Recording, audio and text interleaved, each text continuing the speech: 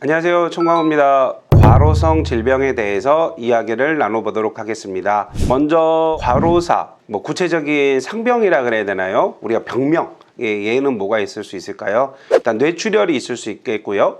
심근경색, 협심증 다 가능하겠죠. 즉 뇌와 심장에서 질환이 발생했고 이제 이로 인해서 요양을 하시거나 사망을 하셨을 때 이거를 산재 처리를 해야 되는데 어떻게 해야 될까? 누누이 말씀드렸지만 이런 과로성 질환의 경우에는 산재 승인을 받기 위한 크게 요건은 3가지가 있다고 엄청 많이 말씀을 드렸던 것 같아요. 그죠? 그래서 첫 번째는 발병하는 날을 기준으로 이걸 재해일이라고 하는데 24시간 이내에 개인적인 거 안 됩니다. 업무와 관련돼서 예측하지 못했던 돌발 상황이라든가 급격한 흥분, 놀람, 공포 이런 것들이 있어야 돼요. 두 번째 요건으로는 재해일 기준으로 일주일 평균 근로시간이 이전 12주 평균 근로시간보다 30% 증가하게 되면은 이 또한 과로의 요건에 해당이 됩니다. 다만 이 30% 증가를 볼 때는 단순히 물론 근로시간을 보는 게 제일 객관적이고 하겠죠. 하지만 이거 외에도 어떤 이 업무의 책임이라든가 강도라든가 업무의 량이라든가 이런 것들이 증가한 경우도 충분히 주장을 해볼 수 있다라는 거를 기억해 두시면 좋을 것 같아요. 끝으로 이제 우리가 만성과로라고 하는데요. 이건 이제 재해일을 기준으로 이제 길게 보면 12주 평균은 주 평균 근로시간이 60시간 이상을 근로했다.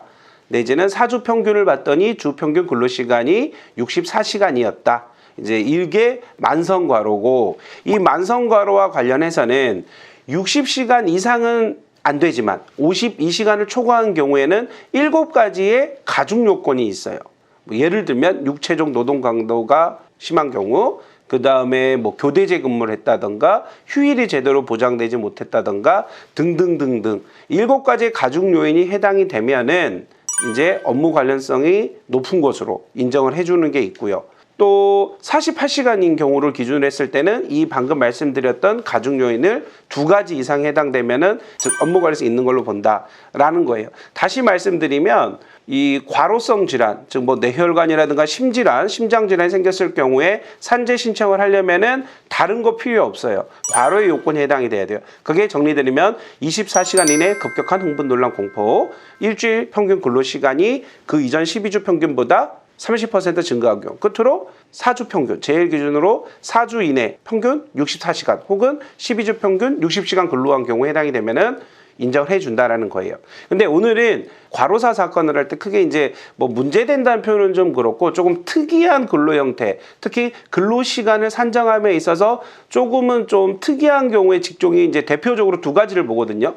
우리 이제 통상적으로 아파트라든가 이런 경비업 하시는 분들과 택시 노동자 직종에서 만약에 뇌출혈이 발생했다. 심근경색이 발생했다. 그랬을 때 과연 과로를 판단하기 위한 시간은 어떻게 우리가 산정을 할 것인지에 대해서 이야기를 나눠보려고 합니다. 우리 택시 노동자들이 업무를 수행하면서 발생할 수 있는 요건에 대해서 한번 살펴볼 건데, 첫 번째 요건 24시간 이내 급격한 흥분, 놀람, 공포 있었잖아요. 이건 뭐가 있을까요? 내가 운전하고 있는데 반대 차선에서 이런 인명사고로 보이면 내가 너무 놀랄 거잖아요. 이제 이런 게 있다던가, 하나는 이제 주로 뭐냐면은 승객과 시비가 붙는 거죠. 예를 들면 사소한 거, 잔돈 때문에 우리 손님이 워낙 취했으니까 어떤 주소라든가 집을 제대로 이제 말씀을 못해서 시비가 붙을 수 있잖아요.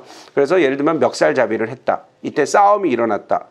이거 역시도 갑자기 일어난, 예측 못했잖아요. 예, 이거에 해당된다고 볼 수 있어요. 또 이분은 일본인 승객을 태우셨어요. 일본인 여성분을 태우셨는데 그러다 이제 시비가 붙은 거예요. 왜 성추행하냐 이런 식으로 해서 결국 경찰서를 갔어요. 그래서 경찰 조사를 받고 나오다가 쓰러지신 분이 계셨거든요. 택시 운전자신데 이제 이런 경우는 이거를 내가 운전하면서 통상적으로 일어날 수 있는 예측 범위를 벗어난 거예요. 그래서 택시 운전원의 경우는 이런 경우들이 과로의 요건에, 즉 24시간 이내에 급격한 흥분, 놀람, 공포에 해당되는 그 과로 요건에 해당될 수 있다라는 걸 이제 말씀을 드릴 거고, 자 그러면 이제 나머지 2가지 요건이 있었잖아요. 재해일을 기준으로 일주일 이내에 근로시간이 그 이전 12주 평균 근로시간보다 30% 증가했다는 등, 아니면은 재해일을 기준으로 12주 평균은 60시간 이상, 그 다음에 4주 평균은 64시간 이상 이렇게 근로를 했을 때 과로 요건 해당된다고 말씀을 드렸는데, 그럼 이 두 가지 요건 할 때 제일 중요한 요인은 뭐죠? 과로 요건은 근로 시간이에요. 근데 일반 근로자들과 이 택시 운전원들은 조금 산적의 차이가 있어요. 왜 그럴까요? 대기 시간이라는 게 있어요. 자, 예를 들어 볼까요? 뭐 인천공항, 김포공항, 뭐 서울역, 우리 이제 이런 곳 있잖아요. 여기서 뭐 우리가 흔히 이제 좀 장거리 손님이라든가 이런 걸 하기 위해서 좀 대기하시는 분들이 계세요. 내가 대기를 했다라는 거는 내가 실질적으로 주행을 한 건 아니잖아요. 즉 주행의 의미, 이제 손님을 태우고 손님을 내려주고 또 다른 손님을 위해서 계속 주행하신 분들도 있을 수 있겠지만, 이분들 같은 경우는 일단은 기다린단 말이에요. 자, 그럼 이 경우는 과연 근로시간 해당이 될 것인가? 이게 쟁점이 되거든요. 첫 번째로는. 그래서 이때는 택시에 뭐 블랙박스라고 보시면 되는데, 이 타코메터 기록을 통해서 이게 하는 경우예요. 또 하나는 여기에 조금 특이한 거는 대기를 하시면서 시동을 끄시는 분도 계실 수 있죠. 이제 이런 경우는 어떻게 할 것이냐, 이런 쟁점들이 있습니다. 그래서 근로시간을 산입할 때는 이런 부분들이 아주 중요하고, 자, 두 번째로는 통상적으로는 뭐 12시간 맞교대 하시는 분도 있고, 그러다 보면은 우리가 야간 근로라고 하거든요. 근로시간은 8시간이 되는데 이거에 대해서는 30% 가산해줘요. 즉 대략 3시간 정도를 더 추가해 주거든요. 즉 손님을 태우고 20시부터 06시까지 일을 했을 때와 손님 없이 그냥 주행했을 때, 내지는 뭐 손님도 없고 주행도 안 하고 그냥 대기했을 때 이게 과연 가산해 줄 것이냐.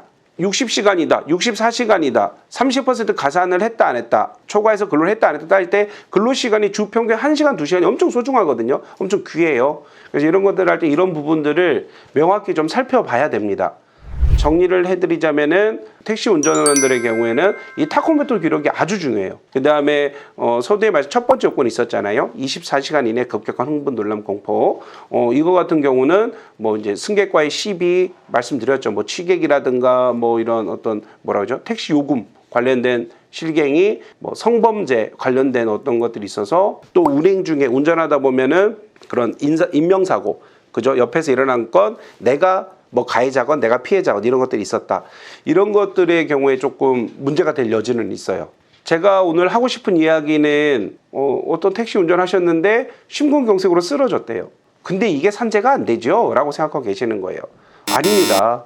우리 모든 근로자, 모든 노동자들은 과로의 요건만 인정된다면 심근경색이 됐건 뇌경색, 뇌출혈이 됐건 이 당연히 산재가 가능한 질병입니다. 예, 그거를 좀 아셨으면 좋겠고, 두 번째로는 우리 택시 하시는 분들은 손님을 태우기 위해서 빈 차를 가지고 도시는 경우도 있고, 손님을 태우기 위해서 장기간 대기하시는 경우도 있고, 시동을 끈 경우와 끄지 않는 경우는 타코미터 기록이 있고 없고에 따라서 근로시간 차이가 엄청 날 겁니다. 이게 문제가 된다.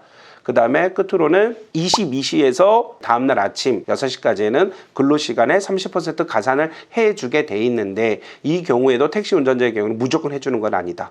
그러면 그때 대기를 했는지, 손님 없이 주행을 했는지, 손님을 모시고 운행을 했는지 구분을 해야 된다라는 말씀을 드렸고, 다시 한번 말씀드리지만 우리 이 영상을 보고 계시는 택시 운전원은 당연하고 일반 근로자도 마찬가지예요. 심근경색, 뇌출혈, 뇌경색, 우리가 이제 과로성 질환 당연히 산재 가능합니다. 신청 가능하고요. 인정받기 위한 요건, 근데 그 과로의 중에서 오늘은 특별히 택시 운전원의 경우는 이런 좀 특징이 있다라는 걸 말씀을 드렸고, 다음에는 다른 산재 경우에 대해서 한번 말씀을 드리려고 합니다. 네, 감사합니다.